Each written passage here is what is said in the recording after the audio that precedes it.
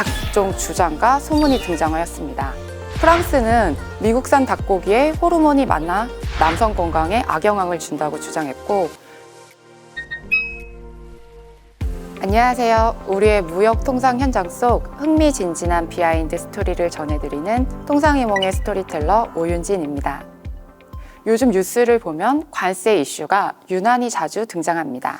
어느 날은 한 나라가 초고관세 부과를 선언했다는 소식이 들려오고, 또 다른 날에는 상대국이 이를 보복관세로 맞대응하며 갈등이 더욱 고조되기도 합니다. 이런 소식들을 접하다 보면 자연스럽게 이런 질문이 떠오릅니다. 관세가 도대체 뭐길래 이렇게 세상을 흔드는 걸까? 그래서 통상이몽 첫 번째 시간에는 무역통상 이야기에서 절대 빼놓을 수 없는 주제, 관세가 가진 힘에 대해 이야기해 보려고 합니다. 이 품목은 여러분이 아주 좋아하는 음식 중 하나입니다. 많은 한국인들의 소울푸드라고 불릴 정도로 사랑받는 음식이죠. 속은 촉촉하고 부드럽지만 겉은 바삭하게 구워진 그 음식. 어떤 건지 감이 오시나요? 정답을 말씀드리기 전에 먼저 관세가 무엇인지부터 간단히 짚고 넘어가 보겠습니다.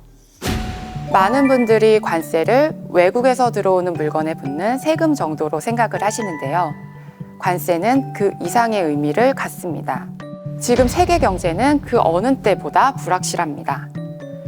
미국을 중심으로 보호무역주의가 강화되고 글로벌 공급망이 재편되면서 기존의 무역 질서가 크게 흔들리고 있죠. 이런 흐름 속에서 관세는 단순히 수입품 가격을 올리는 수단을 넘어 국가의 전략적 힘, 말하자면 정치적 언어로 기능하고 있습니다. 쉽게 말해 관세는 세금을 걷기 위한 장치라기보다 국내 산업을 보호하려는 목적이 더 크게 작용합니다.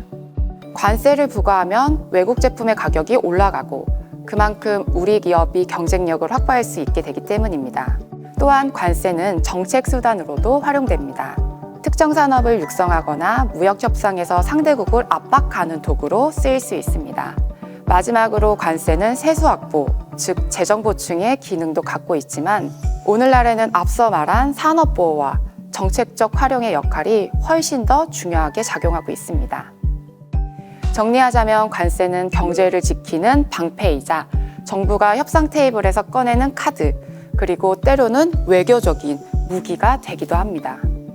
그렇다면 관세 하나가 정말 그렇게 큰 영향을 미칠 수 있을까요? 그 대답은 그렇다입니다. 실제로 그런 사례들이 있었고요. 이제 제가 앞서 예고했던 그 맛있는 음식 이야기로 넘어가 보겠습니다. 한국인이라면 누구나 좋아하는 소울푸드. 속은 촉촉하고 겉은 바삭한 그 음식. 눈치 빠르신 분들은 이미 어떤 음식인지 감이 오셨을 겁니다. 네, 맞습니다. 치킨, 바로 닭입니다. 지금부터 말씀드릴 이야기는 다소 황당하게 들릴 수도 있습니다. 바로 치킨 한 마리가 트럭 산업을 바꿨다는 사례인데요.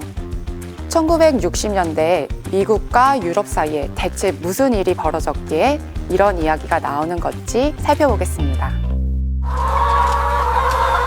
제2차 세계대전 이후 미국은 빠르게 경제를 회복했고 공장식 양계 시스템과 냉장 기술의 발달로 값싸고 질 좋은 닭고기를 대량 생산할 수 있게 되었습니다. 이 덕분에 미국산 닭고기는 유럽으로 대규모 수출되었고 1961년에는 유럽 시장의 절반을 미국 닭이 차지할 정도였습니다. 그 결과 유럽 양계 농가는 사실상 초토화되는 상황에 놓이게 되었습니다. 이때부터 유럽에서는 미국산 닭고기를 둘러싼 각종 주장과 소문이 등장하였습니다. 프랑스는 미국산 닭고기에 호르몬이 많아 남성 건강에 악영향을 준다고 주장했고, 독일은 미국이 닭을 빨리 키우려고 비소 물질을 사용한다는 이야기도 퍼뜨렸습니다. 네덜란드 역시 미국이 원가보다 낮은 덤핑 가격으로 시장을 교란하고 있다고 비판했죠. 이런 여론전이 이어지자 결국 유럽 공동체는 미국산 닭고기에 대해 어마어마한 보유 관세를 부과하기로 결정합니다. 그 결과 미국산 닭고기의 수출량은 하루아침에 급감했고 유럽 시장 점유율도 크게 추락했습니다. 상황이 이렇게 되자 미국도 가만히 있을 리 없었습니다. 닭으로 우리를 공격해? 그렇다면 우리도 맞대응한다. 이렇게 해서 시작된 것이 바로 보복관세입니다. 당시 미국 정부는 유럽산 수출품 가운데 보복 대상으로 몇 가지 품목을 선정했는데요. 흥미롭게도 그중 하나가 라이트 트럭, 즉 소형 트럭이었습니다. 왜 하필 트럭이었을까요? 이 선택은 단순한 보복이 아니라 매우 전략적인 결정이었습니다. 당시 미국 자동차 업계는 폭스바겐 등 유럽 소형 트럭 때문에 큰 압박을 받고 있었고, 미국 자동차 노동조합 역시 정부의 강한 보호 조치를 요구하고 있었습니다. 미국 정부 입장에서는 양계 농가도 달래야 하고 자동차 노동조합 역시 챙겨야 했던 상황이었죠. 그러다 보니 닭고기에 대한 보복을 닭이 아니라 트럭으로 하는 다소 기묘하지만 매우 계산된 선택을 하게 됩니다. 결국 1964년 린든 존슨 대통령은 유럽산 소형 트럭에 25%의 초보율 관세를 부과합니다. 일반 관세보다 10배나 높은 수준이었고, 이 관세는 지금까지도 남아있는 이른바 치킨 관세로 불리는 보복 관세의 시작이 되었습니다. 이 조치가 시행되자 폭스바겐을 비롯한 유럽 기업들은 즉시 트럭 수출을 중단합니다. 일본의 토요타, 닛산, 미쓰다 역시 같은 이유로 미국 시장에서 철수하게 됩니다. 반면 미국 자동차 제조사들은 이 관세율을 적극 환영했습니다. 이 조치가 우리 산업을 지켜줄 것이다 라고 판단한 것이죠. 그 결과 미국 트럭 시장은 자국 기업을 중심으로 재편되었고, 철옹성 같은 관세 보호막 아래에서 미국 트럭 산업은 사실상 독점적으로 성장할 수 있는 기반을 마련하게 되었습니다. 하지만 이야기는 여기서 끝나지 않습니다.